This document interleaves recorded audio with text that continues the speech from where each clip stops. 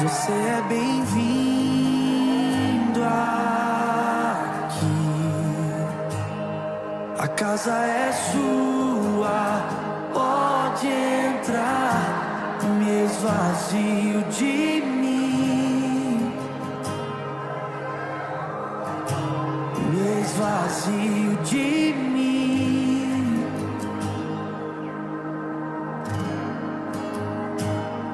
Sopra o teu vento aqui, toma o teu trono, vem reinar. Nós queremos te ouvir, oh, nós queremos te ouvir.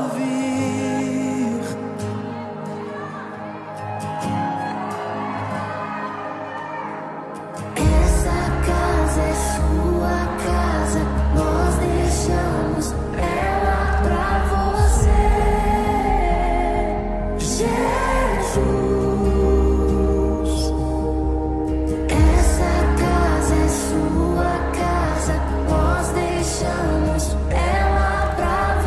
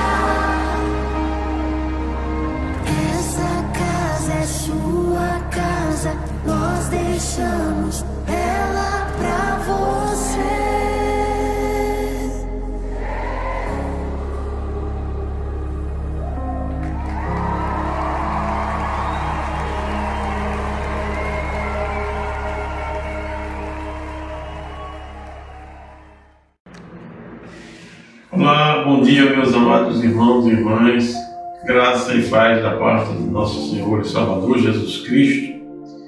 Louvamos a Deus por mais um dia que Ele nos concede, por mais um momento de graça da Sua presença e por estarmos juntos através da Vida e TV da Primeira Igreja Batista do Cabo Branco, também da nossa web rádio e das demais mídias de que a igreja dispõe para levar até você uma palavra de exortação, uma palavra de carinho, uma palavra de incentivo, uma palavra de amor, uma palavra da parte de Deus. Louvamos ao Senhor por cada irmão, por cada irmã, por cada amigo e amiga que nos dão a honra de estar conosco nessa hora, nesse instante. Eu espero que essa palavra que será refletida hoje, como sempre o fazemos, seja mais uma oportunidade que Deus está lhe dando, primeiro, para que você e sua casa engrandeçam o nome do Senhor, para que o Senhor Jesus seja entronizado não somente na residência do lar, mas nos corações de cada um dos seus familiares. Louvamos ao Senhor também por sua luta nesses momentos tão difíceis, né? Você orando, intercedendo, você se juntando a outras pessoas, ainda que através das mídias, através da tecnologia. Mesmo assim você tem feito esse trabalho de missionário através das redes que nos são colocadas à disposição. Sempre que puder, ligue para alguém, ore por alguém, interceda por alguém, mande uma mensagem para alguém, preocupe-se com alguém, mas sobretudo preocupe-se com você diante do Senhor. Que a sua vida, que a nossa vida esteja sempre completamente consagrada ao Senhor. Que nós sejamos pegos em qualquer instante da vida, sempre em espírito de oração, em espírito de consagração a Deus, porque nós nunca sabemos até quando existiremos. Por isso nós louvamos muito ao Senhor, e depois de já termos ouvido canções de adoração, já termos cantado juntos e termos nos colocado à disposição do Senhor, deixando nossa mente, espírito e corações cativos ao Senhor, nós agora vamos orar, vamos convidar o Senhor para estar conosco nesses momentos de reflexão, para que Ele nos ilumine na leitura e no conhecimento da Sua palavra, de modo que sejamos prontamente edificados. Então vamos orar, vamos baixar um pouco a nossa fronte e vamos nos dedicar nesse instante à oração. Ó Deus bendito, Senhor de toda a glória, muito obrigado, Senhor, porque nos acordaste nesse dia, fomos despertados pelo Senhor, para que pudéssemos, ao abrir os olhos, já contemplar a criação, contemplar aquilo tudo que o Senhor dispôs em nosso favor. Muito obrigado, Senhor, por nossas causas, por nossas famílias, por nossos trabalhos, por nossos dons, pelos ministérios que o Senhor tem colocado à disposição de cada um de nós, pela confiança que o Senhor tem entregue em nossas mãos a vida de tantos irmãos, para que a gente zele, para que a gente ore, para que a gente interceda.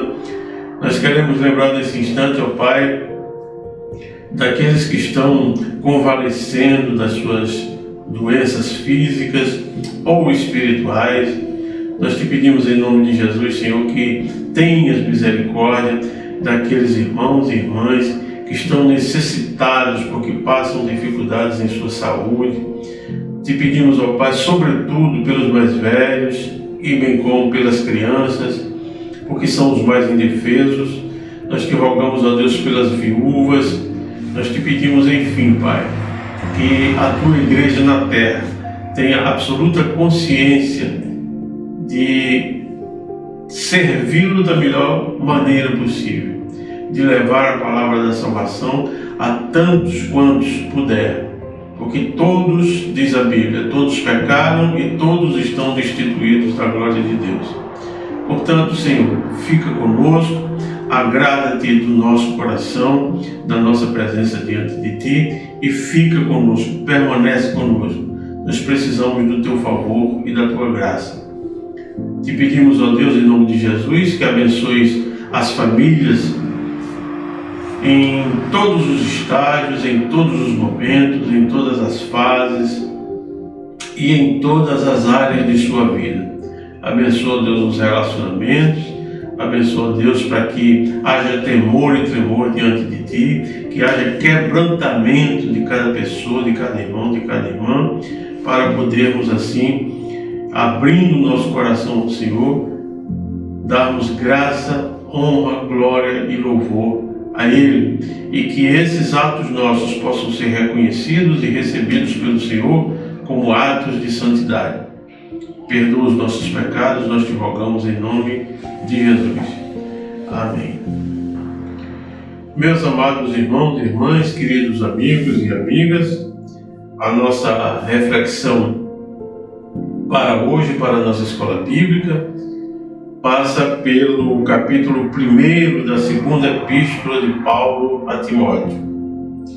Paulo foi um apóstolo completamente dedicou-se à sistematização da fé, dedicou-se à plantação de igrejas, dedicou-se à sua missão que lhe foi dada por Jesus Cristo quando ele, indo no caminho de Damasco, teve a sua vida completamente transformada.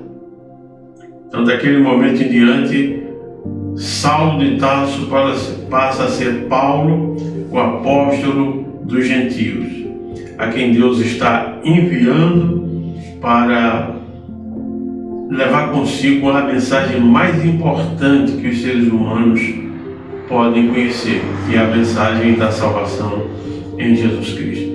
Então, Deus, através do Senhor Jesus, através do Espírito Santo da promessa, trouxeram até Paulo a iluminação.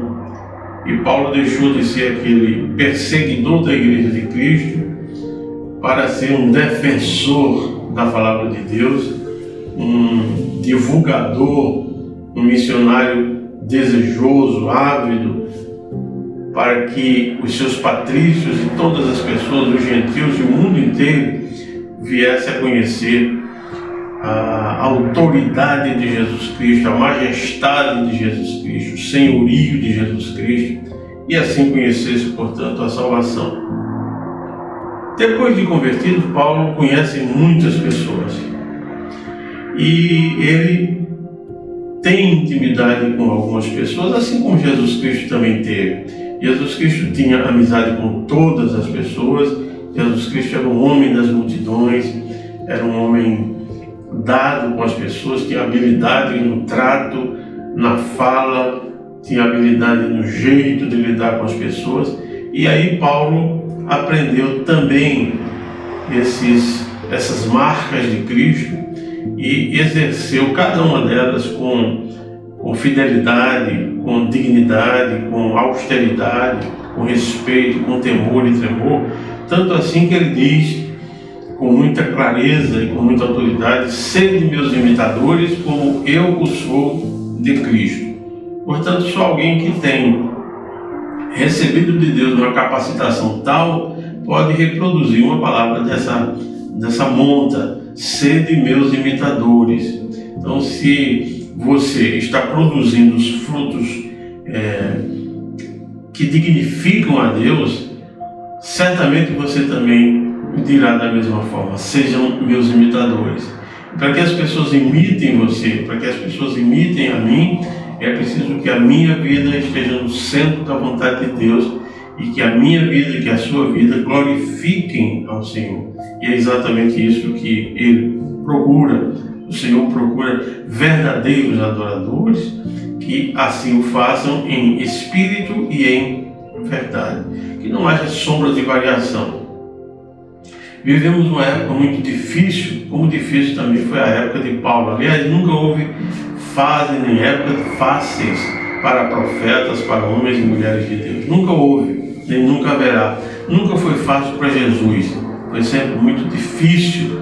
Então Jesus também não nos prometeu nenhum ministério de de gozo, de tranquilidade, de abstenção de dificuldades, de adversidades. Não, pelo contrário, ele disse muito taxativamente: no mundo tereis aflições. Isto é, no mundo em que vocês haverão de viver, vocês passarão por sérias dificuldades, por muitas dificuldades, perseguição, adversidades na área financeira, adversidade na área relacional. Vocês passarão fome, serão perseguidos, serão até mortos por causa do meu nome. Mas enquanto viverem, tenham coragem, tenham o ânimo, sejam revestidos do Espírito Santo e lutem até que consigam de alguma maneira anunciar a palavra da salvação. Então o apóstolo Paulo, conquanto ele tenha tido muitos amigos e ele foi um plantador de igrejas, ele teve uma amizade muito estreita com um jovem chamado Timóteo, a quem ele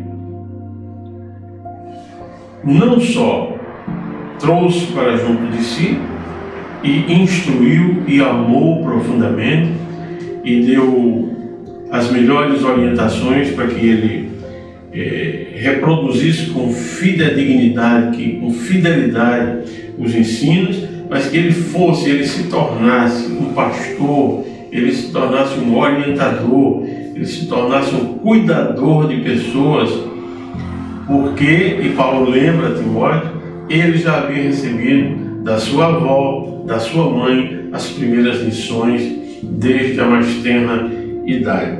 Então, nesse capítulo, no capítulo 1, Paulo vai falar da solidão que ele tinha e, por isso mesmo, da preocupação que ele tinha arduamente de se juntar a outros, de somar forças com outros e de confiar a outros a palavra da salvação, assim como Cristo confiou a ele.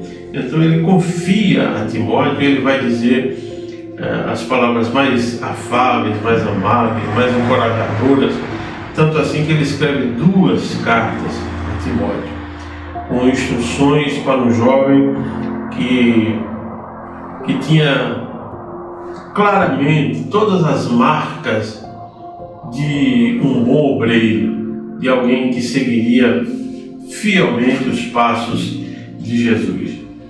Então vamos ver o que acontece com a admoestação de Paulo a Timóteo nesse capítulo 1.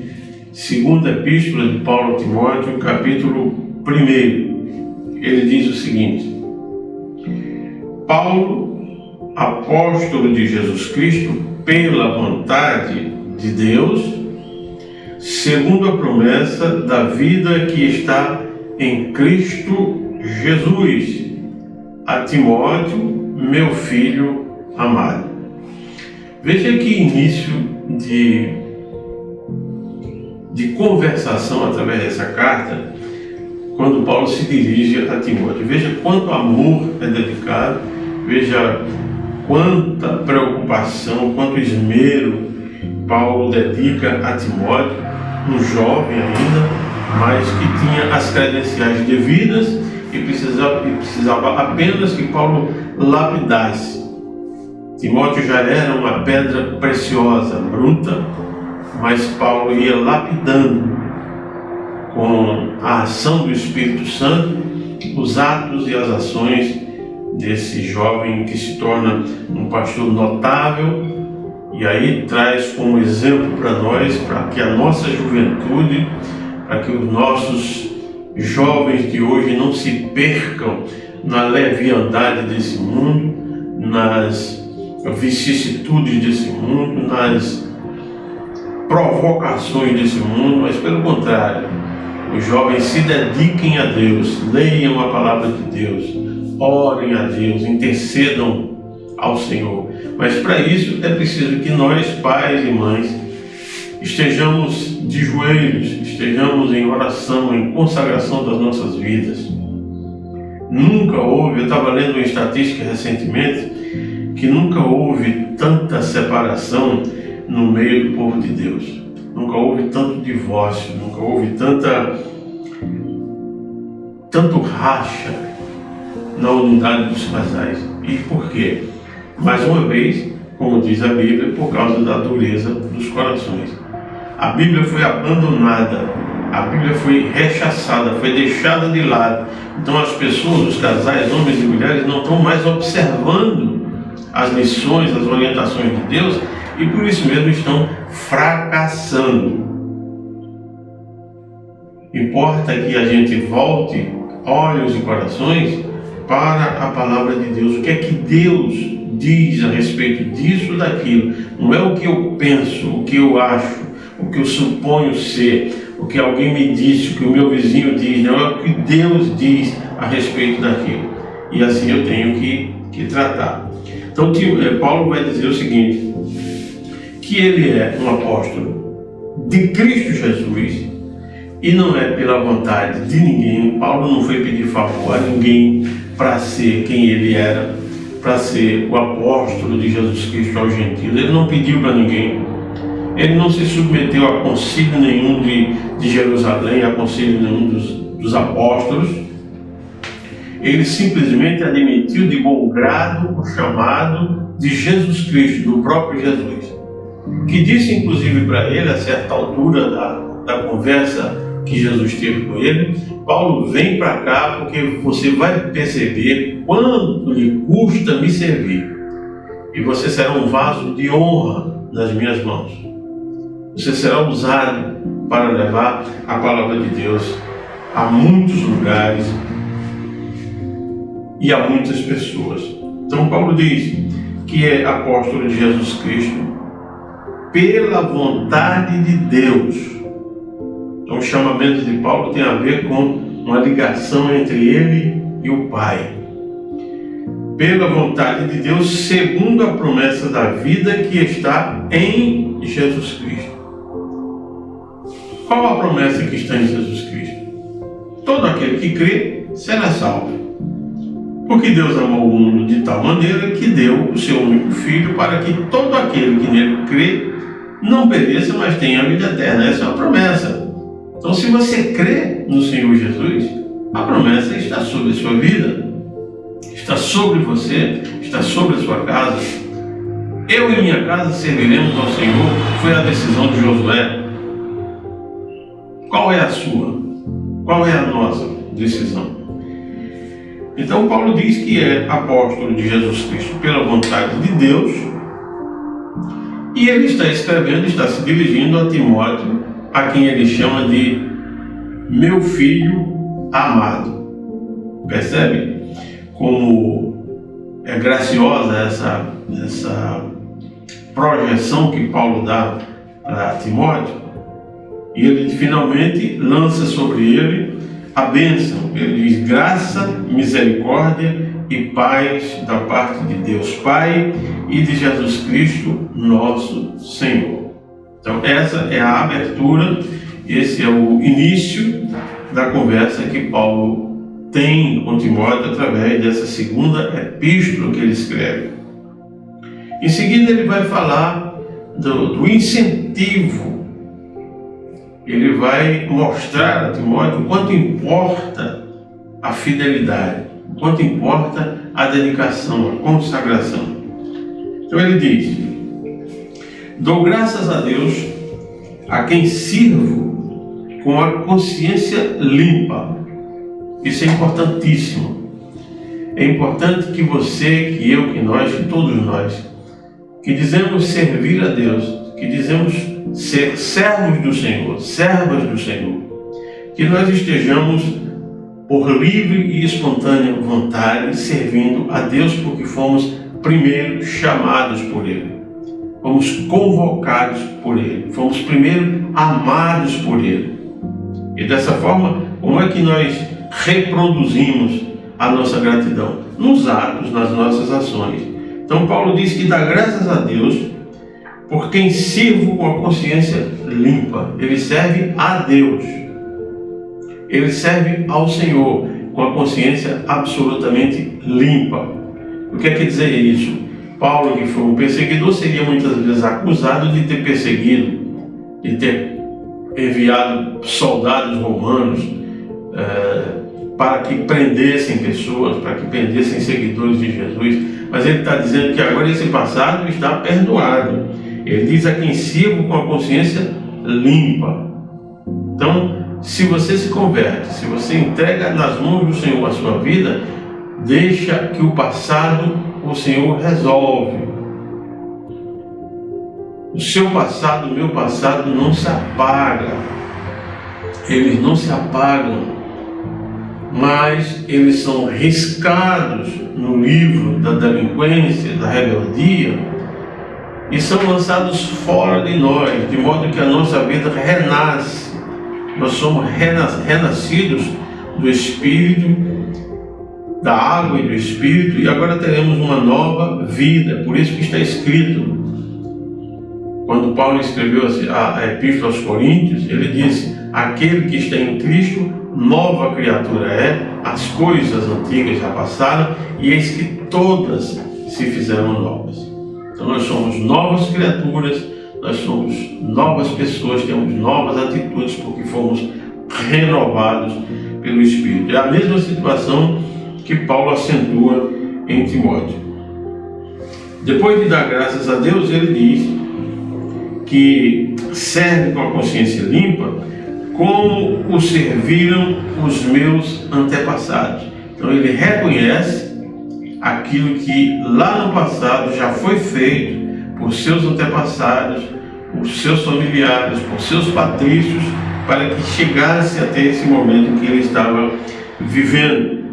Ao lembrar-me constantemente de você, noite e dia, em minhas orações.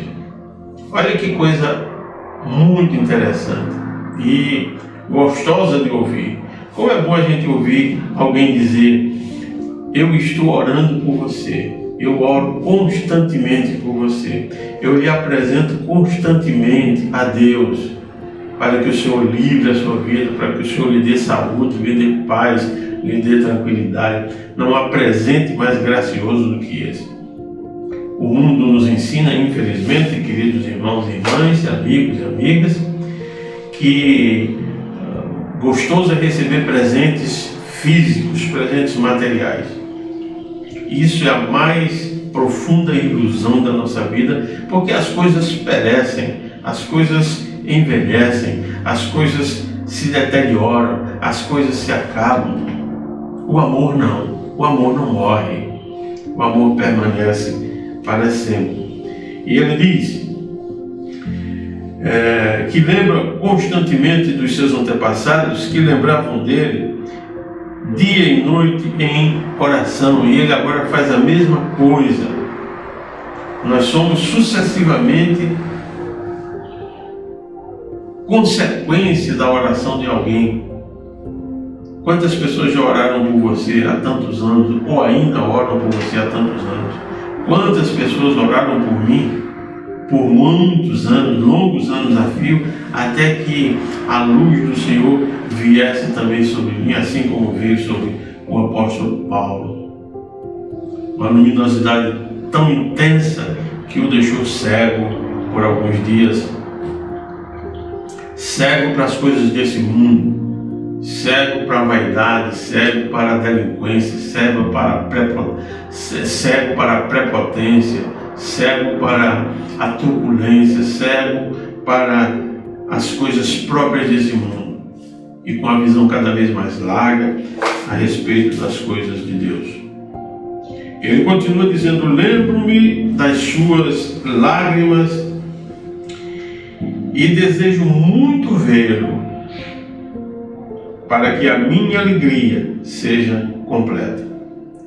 Lembro-me das suas lágrimas e desejo muito vê-lo, para que a minha alegria seja completa. Olha que coisa interessante.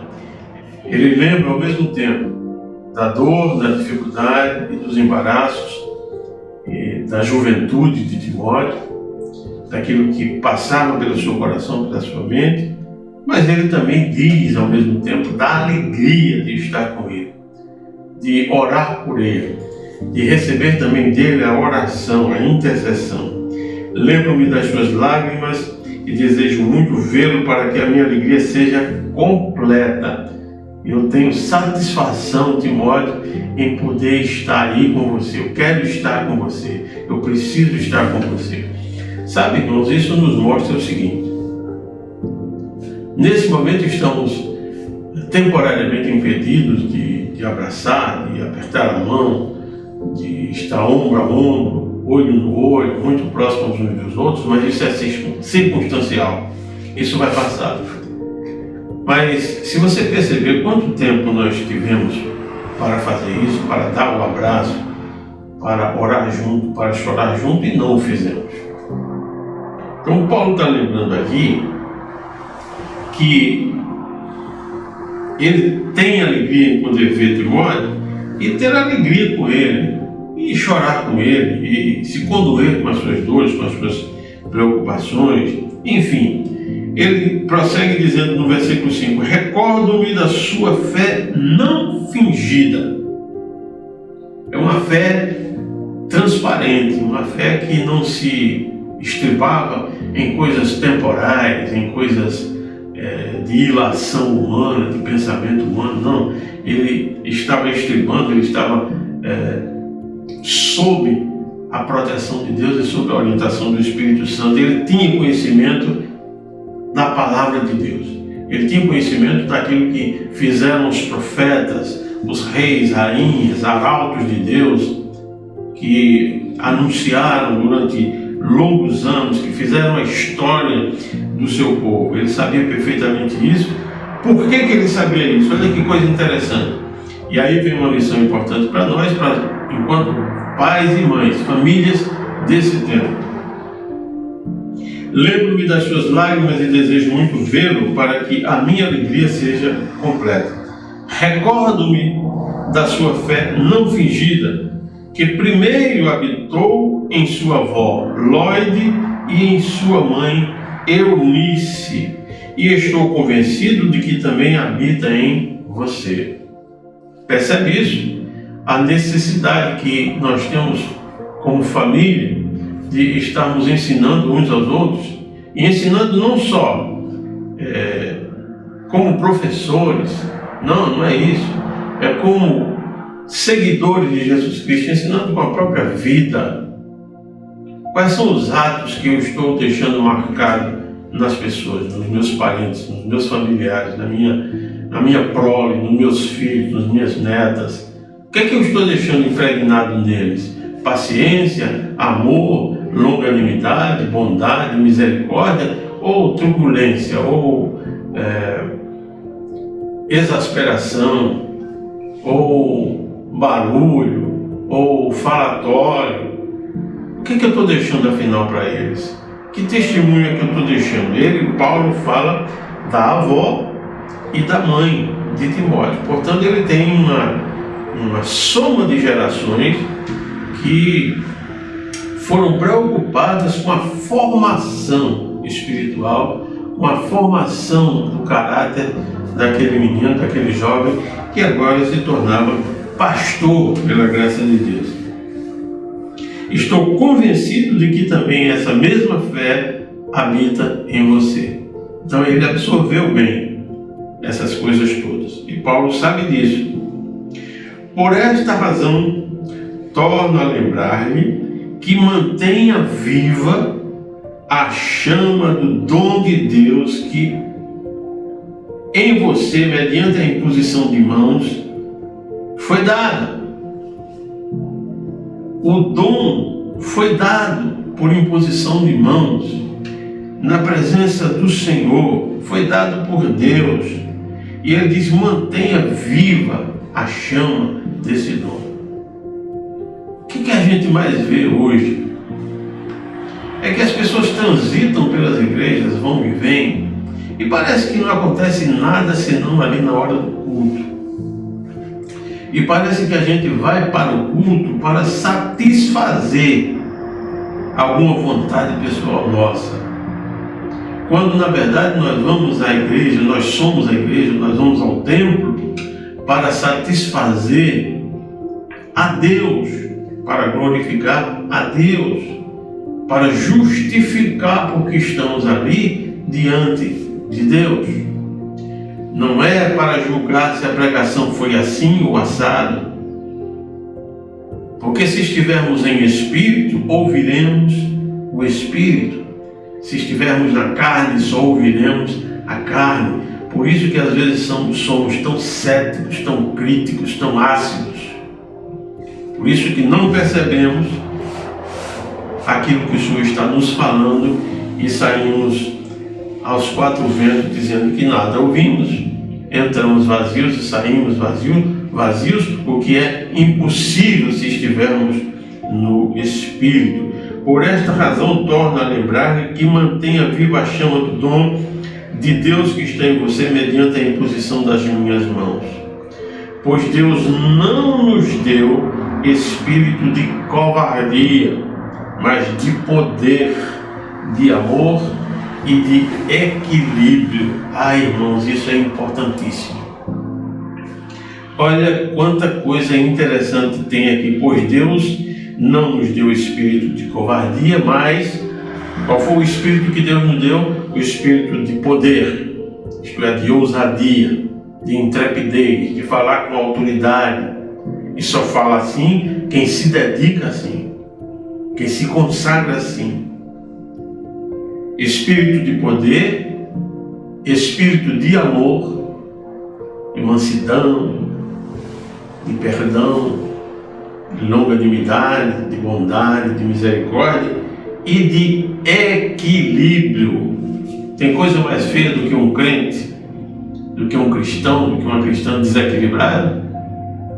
Tem coisa mais devastadora do que alguém perto de quem você não gosta de estar? Porque afugenta as pessoas, porque parece o dono da razão. Não pode ter. Então Paulo está querendo livrar o seu amigo, o seu filho na fé, a quem ele muito ama, Timóteo, de todas essas situações devastadoras. E ele vai concluindo esse fato dizendo o seguinte: portanto, não se envergonhe de testemunhar do Senhor, nem de mim, que sou prisioneiro dele, mas suporto comigo os meus sofrimentos pelo Evangelho, segundo o poder de Deus, que nos salvou e nos chamou para a sua santa vocação, não em virtude das nossas obras, mas por causa da sua própria determinação e graça.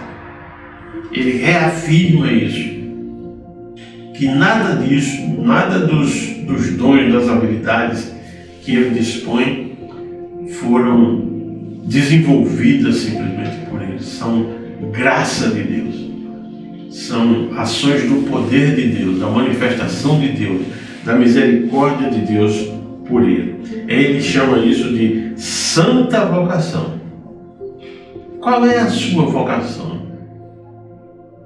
Qual é o chamado que você tem recebido de Deus e nem tem atendido? E você bota um monte de dificuldades para que isso não se desenvolva. Você diz que não fala bem, você diz que não canta bem, você diz que não tem muitos amigos, você diz que não tem tempo, você diz, e você não deixa, não permite que Deus diga, que Deus afirme. Portanto, diz Paulo, não tenha vergonha, não se envergonhe de testemunhar do Senhor. Esse é um ato de fé de cada cristão. Testemunhar daquilo que Deus está fazendo na sua vida. E nem se envergonhe também de mim, que sou prisioneiro dele. Mas suporte comigo os meus sofrimentos pelo Evangelho, segundo o poder de Deus que nos chamou e nos salvou para uma santa vocação. Então, essa vocação que Paulo recebeu, para a qual Paulo foi chamado, Paulo está repassando a Timóteo. E Timóteo tinha essas prerrogativas, porque ele havia sido ensinado desde a mais tenra idade, por sua avó, por sua mãe, e ele, portanto, tinha um alicerce, um conhecimento básico, e Paulo estava somente desenvolvendo, através do Espírito Santo de Deus, a vocação, que não era em virtude das obras dele, mas por causa da determinação e da graça de Deus. E ele justifica esta graça que nos foi dada em Cristo Jesus desde os tempos eternos. Deus, portanto, lhe escolheu desde a eternidade passada à eternidade futura. Deus lhe conhece, Deus lhe chamou. Resta a você e a mim, com esse chamado, obedecermos ao Senhor. Estamos fazendo isso nesse tempo. Estamos fazendo aquilo que Timóteo, obedecendo a Deus, através de Paulo, também fez, mesmo sendo jovem. E Paulo diz para ele que tenha cuidado, tenha zelo, tenha paciência, para que ninguém desabone a conduta dele pelo fato dele ser jovem, por causa da sua juventude, porque ele falaria com autoridade, com dedicação, e para isso é preciso estudo, esmero, é preciso conhecer bem a Deus para falar bem a respeito de Deus, e não entrar em discussões banais, em contendas intelectuais. Não é esse o desejo de Deus, não é essa a instrução do Senhor. Esta graça que nos foi dada em Cristo Jesus desde os tempos eternos, sendo agora revelada pela manifestação de nosso Senhor Jesus Cristo. Ele tornou inocente perante a morte e trouxe à luz a vida e a imortalidade por meio do Evangelho. A fé vem pelo ouvir e o ouvir da palavra de Deus. Deste Evangelho fui constituído pregador, apóstolo e mestre, diz Paulo. Ele foi constituído, ele foi feito pregador e mestre. Por esta causa também sofro, mas não me envergonho, porque sei em quem tenho crido, e estou bem certo de que Ele é poderoso para guardar o que lhe confiei até aquele dia. E ele vai terminar essa recomendação desse capítulo inicial, do primeiro capítulo, dizendo para Timóteo o seguinte: retenha com fé e amor em Jesus Cristo o modelo da sã doutrina que você ouviu de mim. Quanto ao que eu lhe confiei, guarde-o por meio do Espírito Santo que habita em nós. Isto é, quanto ao que eu te ensinei, guarda tudo isso, confiado no Espírito Santo que habita em nós, que em nós faz morada. Você sabe que todos os dias, todos os que são da província da Ásia me abandonam, ou estão me abandonando, inclusive Fígelo e Hermógenes. Ele dá nomes àqueles que estão fugindo dele. O Senhor, no entanto, conceda misericórdia à casa de Onesíforo, porque muitas vezes ele me reanimou e não se envergonhou por eu ser preso. Ao contrário, quando chegou a Roma, procurou-me diligentemente até encontrar-me. Conceda-me o Senhor que naquele dia encontre misericórdia da parte do Senhor.